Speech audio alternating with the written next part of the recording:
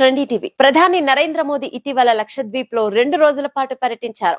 అందుకు సంబంధించిన ఫోటోలు సోషల్ మీడియాలో వైరల్ గా మారాయి. ఆయన అక్కడ సముద్రంలో చేసిన సాహస విన్యాసాలు, సముద్ర తీరంలో సేద తీర్చుకుంటూ దిగిన ఫోటోలు భారతీయులలో లక్షద్వీప్ పర్యటన పట్ల ఆసక్తి రేకెత్తిస్తోంది.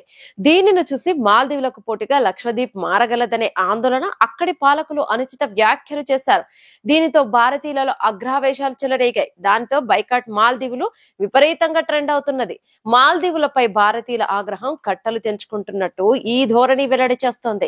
ఈ క్రమంలో మాల్దీవులు లక్షద్వీప్ మధ్య పోలికలు మొదలయ్యాయి. ఈ క్రమంలో లక్షద్వీప్ కు వెళ్లేందుకు భారతీయులు ఆసక్తిని చూపుతున్నారు. లక్షద్వీప్ లో పర్యాటకాన్ని ప్రోత్సహించడం గిట్టని మాల్దీవుల మంత్రులు తమ అక్కసును వెళ్లగక్కారు. దీంతో భారతీయులు ఆగ్రహాన్ని వ్యక్తం చేస్తున్నారు.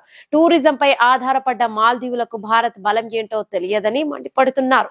మాల్దీవుల మంత్రులు భారత్ పై చేసిన వ్యాఖ్యల నేపథ్యంలో సుమారు 10,000 హోటల్ బుకింగ్స్, 2,500 విమాన టికెట్లు రద్దయినట్లు తెలుస్తోంది. భారత్ లో మౌలిక సదుపాయాల కంటే రీస్టార్ మౌలిక సదుపాయాల కంటే మాల్దీవుల్లోనే ఎక్కువ సదుపాయాలున్నాయంటూ అక్కడి మంత్రులు విమర్శలు చేయడమే కాక ప్రధాని నరేంద్ర మోదీకి సైతం ట్వీట్ ను ట్యాగ్ చేశారు. అలాగే మాల్దీవుల ఎంపీ బీచ్ టూరిజం లో మాల్దీవులతో పోటీ పడటంలో భారత్ సవాళ్లను ఎదుర్కొంటుందని పేర్కొన్నారు.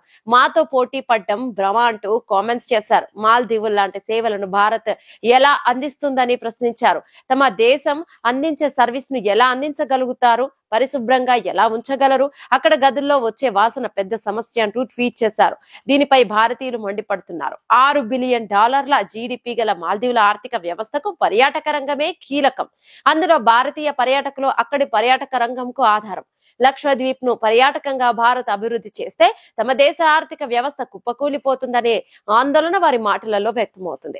ఇటీవలే ఆ దేశ అధ్యక్షునిగా ఎన్నికైన మహమ్మద్ ముయిజ్జా భారత్ వ్యతిరేక, చైనా, పాకిస్తాన్ అనుకూల విధానాలు అవలంబిస్తుండటంతో వ్యూహాత్మకంగా ప్రధాని మోదీ 2 రోజుల లక్షద్వీప్ పర్యటనకు వెళ్లారని ప్రచారం కూడా ఉంది.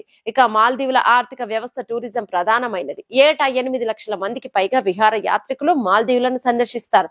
అత్యధికంగా భారతదేశం నుంచి 2 లక్షల మందికి మించి వెళతారు. తాజా పరిణామాలతో ఆ మేరకు ఆ దేశంపై ఎఫెక్ట్ పడనుంది. ఇక ఇప్పటికే మాల్దీవ్స్ ఆదాయాన్ని కోల్పోతుంది.